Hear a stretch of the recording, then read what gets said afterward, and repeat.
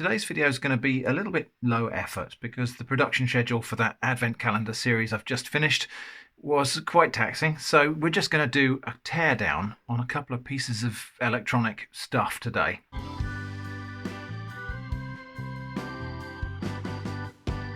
The two items I've got, this is the old thermostat from our old central heating system. When we had the kitchen redone, we had to move the boiler, and that actually entailed installation of virtually an entire new system.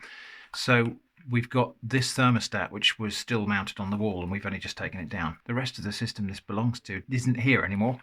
So that's surplus to requirements. And this, which is a toy fire engine, an electronic toy fire engine that someone gave to us very kindly and said, you might want this to play, you know, for your grandson to play with when he visits. However, there is a slight problem, and I guess I better warn you that this bit that comes next is not all that pleasant. There's something wrong with this, which might be why it was being given away. And I think it must have a short circuit or something inside, because it does all of the things it's supposed to do all at once. Allow me to demonstrate.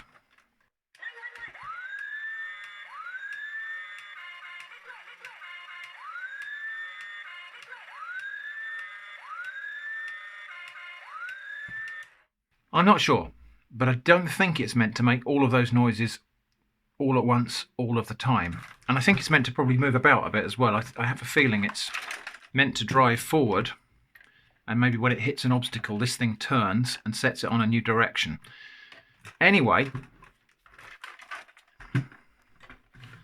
needless to say, we didn't really want to have this going in the house, especially at Christmas time, because it's that's a lot of noise. So what we're going to do today is tear down these two items. This one I'm going to see, maybe we can repair it. Maybe we can actually fix it. There might be a simple short circuit or something inside of there. Maybe we can bring it back into some semblance of working order. If not, there might be some interesting parts to salvage in here. Motors, sensors, maybe the electronics bits and bobs and so on. And the same with this. I think it'd just be interesting to see how this works, because it's got a rotary dial here, which is presumably there's a rotary encoder in there. There's a little clicky button. There's a temperature sensor in here as well, so there might be some interesting stuff to salvage out of this. Anyway, enough waffle. Let's get taking things apart. So this is going to be the usual case of just find every screw and remove it. I shan't be too surprised or disappointed if we just can't get this working.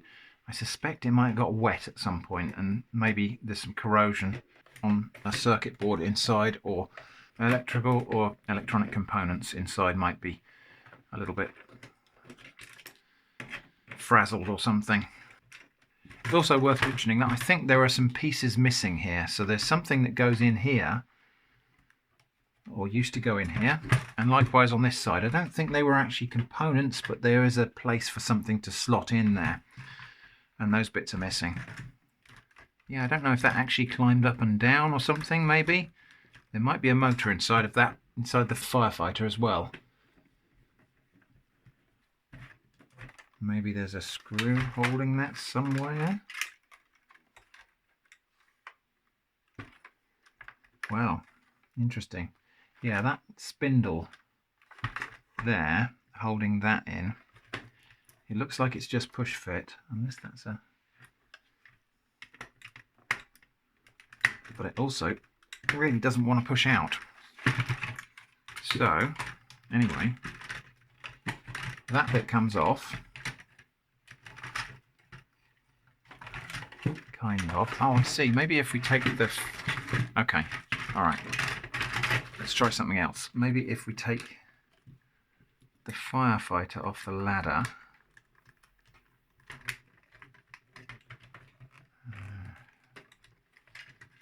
Maybe he's off. 3 parts. There's another screw there.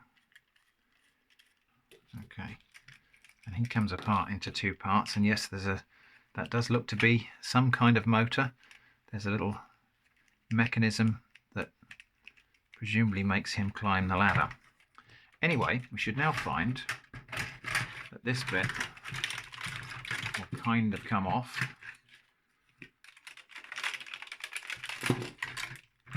Although it's still all very much attached together. So, it looks like maybe the ladder goes up on its own as well, actually. Well, that's just manual.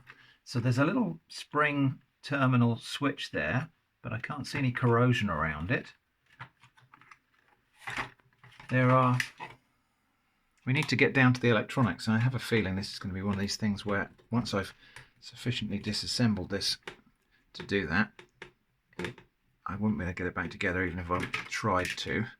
But we'll try to. Well, I've got the video anyway. I've got all the video footage as a record of where everything came from. So hopefully that would be sufficient to put this back together if we get to that point of figuring out what the fault is. But I'm not sure. I'm not sure that's actually going to happen, because I think we may have to cut some wires and things to get things apart. So just a piece of plastic there to come off that's covering the speaker. I think the electronics, such as they are inside this casing here, which is interesting because there's the top of a screw there, but I can't get to the underneath of it. This screwdriver set, by the way, people always ask me where I got this from. I've just bought it on, I can't even remember where. It might have been eBay, it might have been AliExpress or something like that. I don't know very much about it, but lots of people seem to think it looks good. It's not that great, actually. People keep asking me where I got this from because they want to get one. The only thing I know about it is it says number 6100 on it. Professional hardware tools, screwdriver, bit model. Yeah, and it just came from some made in China, you know, came from those kind of suppliers that will sell you stuff made in China. So there's a little unit there with presumably bulbs, or they look like they might be incandescent bulbs, so this might be quite an old toy. And there's another thing here that's got the red flashing light in it, which again, I don't know whether that's an LED. Oh, it looks like it's loose in there. From the sound of it, that sounds like glass. It sounds like a glass envelope containing an incandescent filament. Right, anyway, we need to make some progress on getting this thing apart now. I can't see what's holding it together, apart from things like these pins. So it's getting a bit tricky now. So I think I am at the point now of deciding that we're probably not going to get this back together. So I will, really interesting, there's all these moving sensors here. That, I think, must have engaged with something that was inside the cab here. Yeah, these two things here. So there must have been, I think maybe there's a door, and when the door opened, it did something. I don't know. But yeah, we haven't got all the parts, so I think we're going to now capitulate and decide to snip all of these wires, just so we can get these two things apart. Okay, and then same with this. Just going to cut that there. There's the strain relief. Strain relief for this cable, which went up to the firefighter. It's just a knot tied in the cable that stopped the cable from pulling out through whatever hole it came out through. Anyway, let's just get that cut as well. And then we can get those bits out of the way. I am curious actually to see inside here, because this will give us a little bit of information about the vintage of this product. So if I just get these little spring clips pushed in, we should find these lenses pop off of here, if they will, if the plastic's not too brittle. Yeah, the plastic might have aged to the point that it's no longer flexible enough. No, it's just cracking. That is unfortunate. Okay, well, we'll have a look in one of the other pieces, perhaps this thing, because I think that will come off. Maybe. Yeah, the plastic's just gone completely brittle now, but this lens, wow, it's all just snapping actually. The plastic's just all crumbling away, which would make it quite unsuitable as a toy for a young child anyway, so it's had its time. Yeah, that is an incandescent lamp inside of there. I don't know that we're going to get it out. It's a big blob of...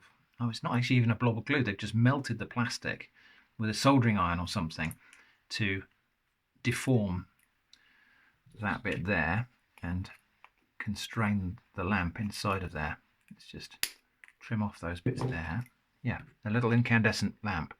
So that's interesting because that does tend to date this product.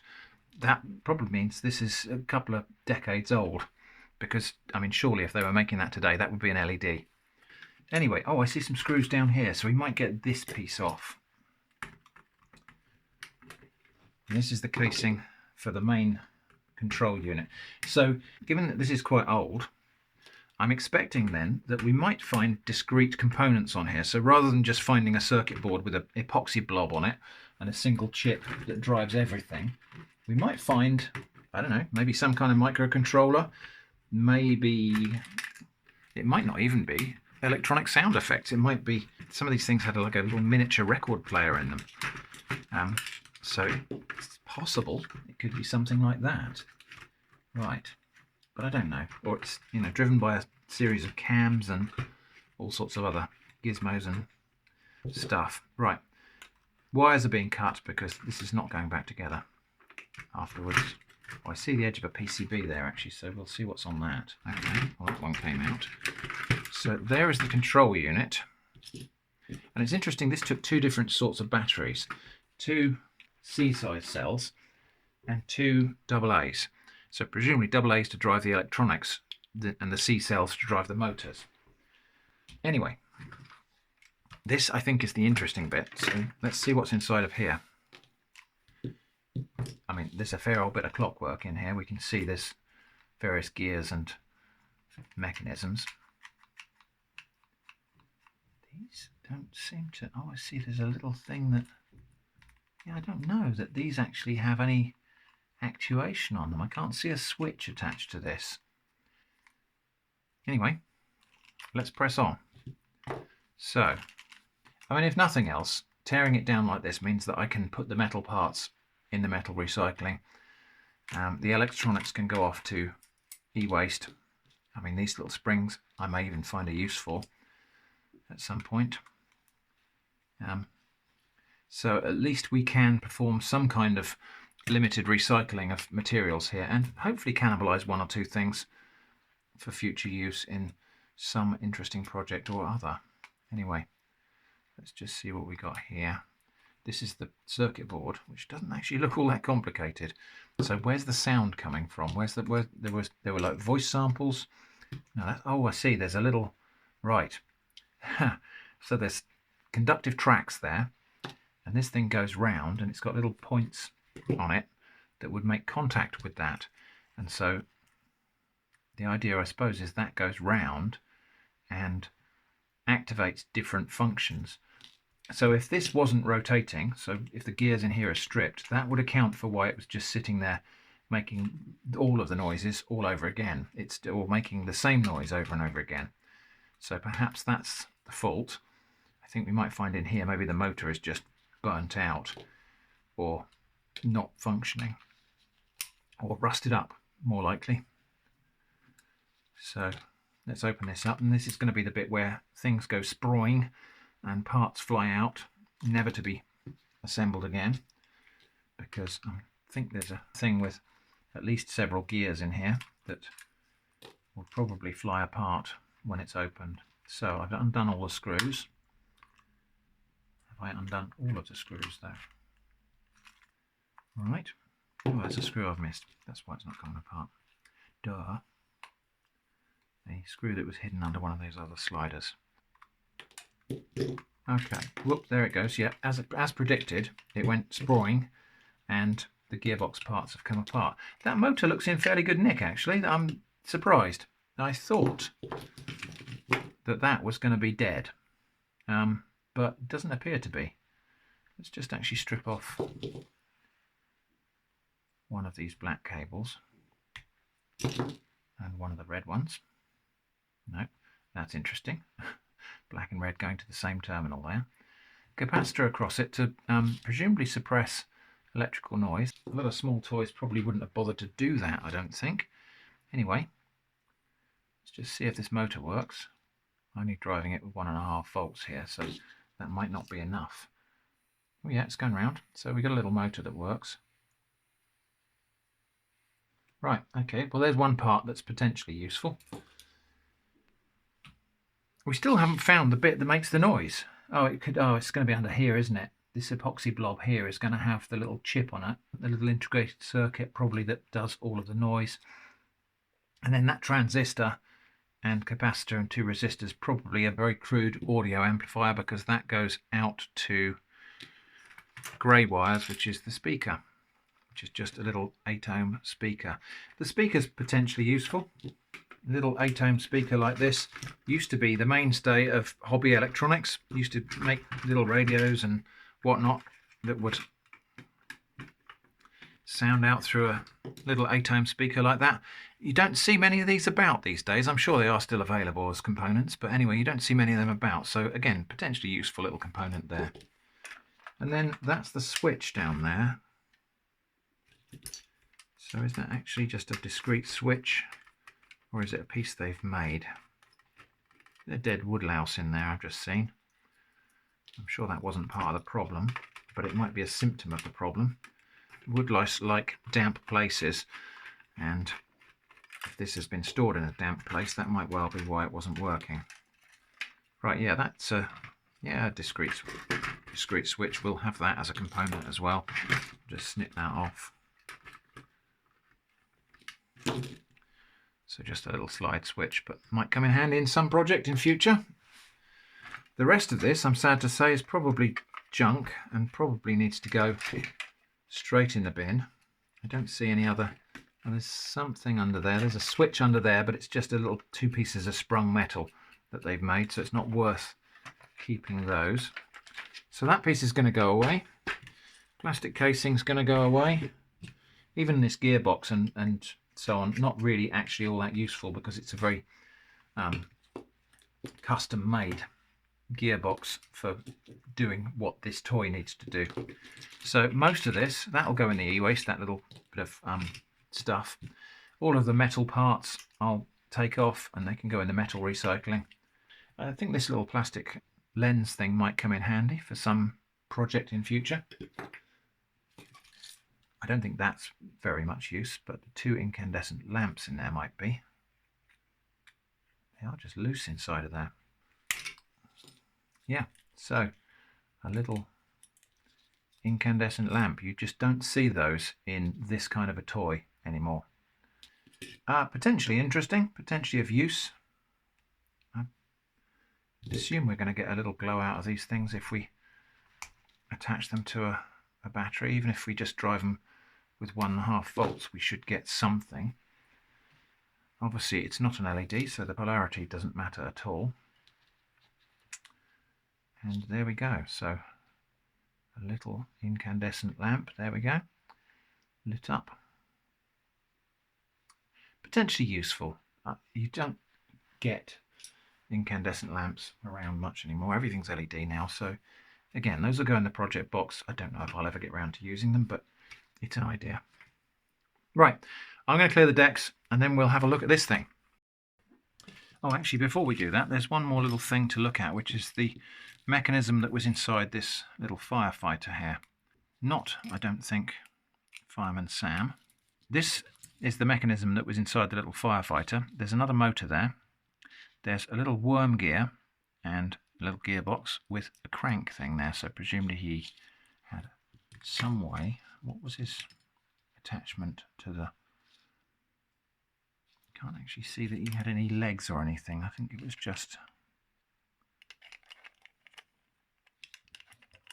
Oh, maybe, you know, his arms don't move, so interesting.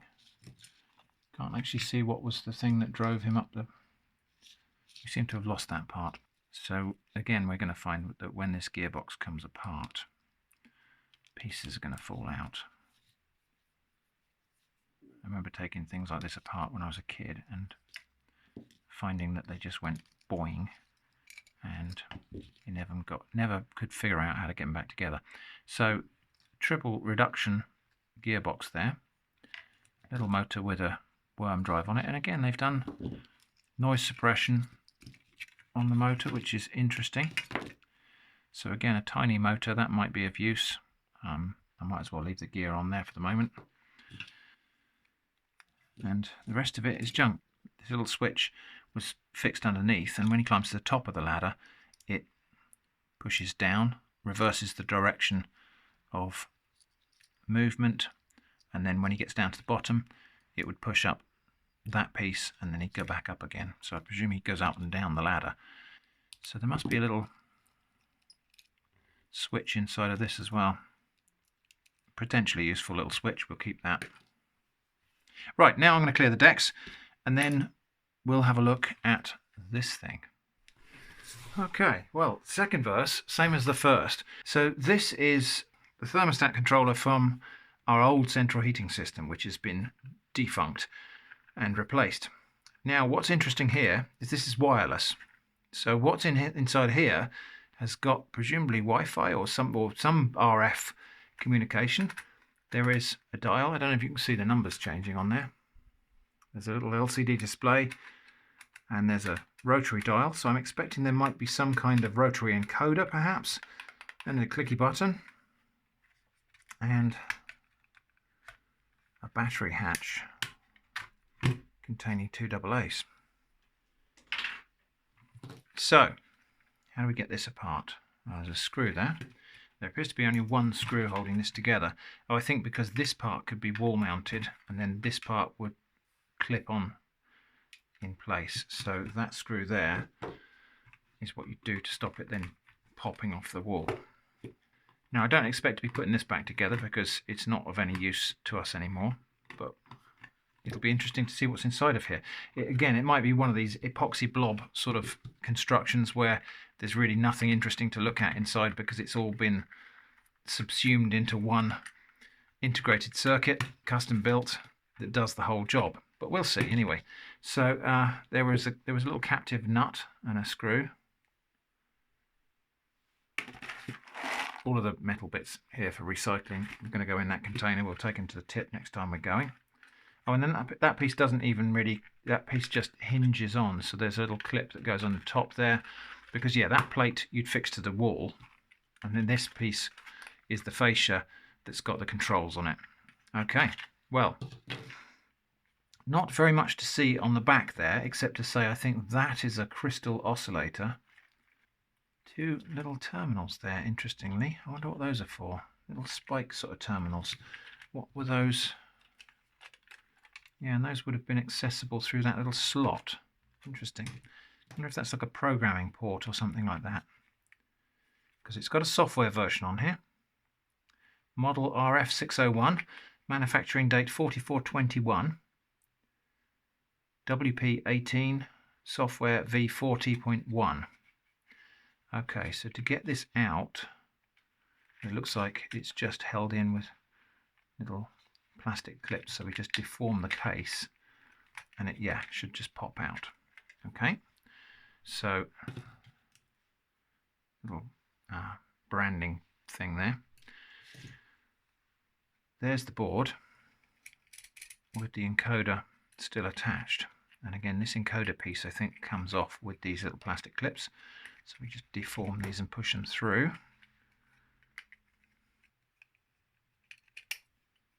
Okay. Oh, that's interesting. Oh, that is interesting. Okay, so there isn't a rotary encoder, a rotary shaft encoder for this. They've made it themselves. So, see, there's a little bit of sort of crenellation on this ring here. What happens here is as that ring is turned, it cams onto these little followers here, which then are pushed down on top of these tiny little switches here. I've never seen little momentary switches as small as that before. And what would happen here is that the spacing of these crenellations on the cam here, the spacing will be such that when you turn it in one direction, it activates this one, then that one. So AB, AB, AB. And if you turn it the other way, it would go BA, BA, BA. and the microcontroller would then be able to determine which direction this wheel is turning. So this isn't an absolute position encoder, this is a direction encoder. But it's interesting they've made that themselves rather than using an off-the-shelf discrete component. So what else have we got? That's the clicky switch there.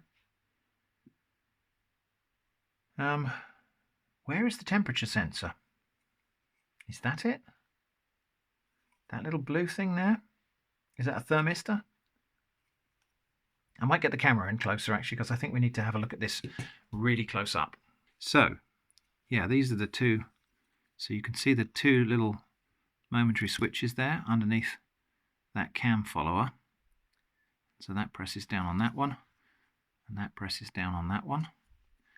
Clicky switch in the middle there.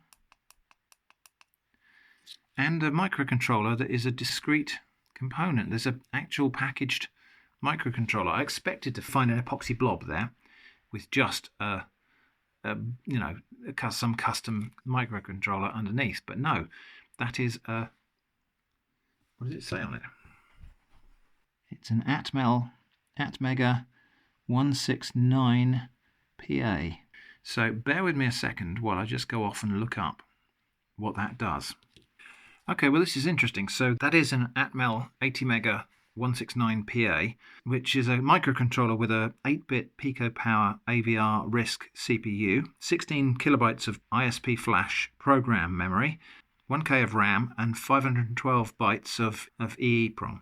It's got, depending on the package that you get, it's got 54 or 69 lines of general purpose I/O, 32 internal general purpose registers, an on-chip LCD controller for running this thing, and a watchdog timer and SPI and all sorts of other things. So it's really very, very versatile little chip that's designed for this kind of application where you don't want to put too many other components on the board, but you want it to do stuff. But also it's designed to be a very, very low power consumption device.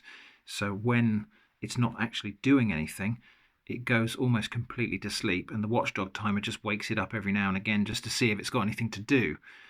I don't think this has onboard RF comms. So where on this board is the radio frequency? Where's the Wi-Fi or RF comms to the boiler or to the other part of this system? I think it's got to be this little chip down here, because I think this up the top, this bit that runs along the top here and then comes down the side here, is an antenna, and that goes down into this little bit of circuitry here. So I think that's some sort of RF interface there. I couldn't find out what this chip is. All I can see is on it, it says 574C CEA. That's all I could find out about it. So anyway, yeah, what an interesting little board, because in theory, we could, if we wanted to, desolder this off of here and get it to do other things for us. Or actually, what we could do is just using the JTAG thing here, which is we could just program it directly from here, I think, without too much trouble. So I might actually keep this. I don't know what I would use it for other than its purpose here, but in fact a lot of the functionality of this thing has not really been very much utilized. This is capable of doing quite a lot more than it's being utilized for here, but that's the nature of microcontrollers in general. This little bit here, I don't know what that is. Maybe that's the temperature sensor, I don't know. That one says 32.768K EKFB. It's just an interesting little device. It's very, very capable, considering it's a device that costs about £2 or £3 to buy this chip. Quite amazing really what this can do. I guess I'm probably more amazed by this than perhaps a younger person might be, because in the course of my lifetime we've gone from the first desktop computers that had less power than this little chip has all on its own.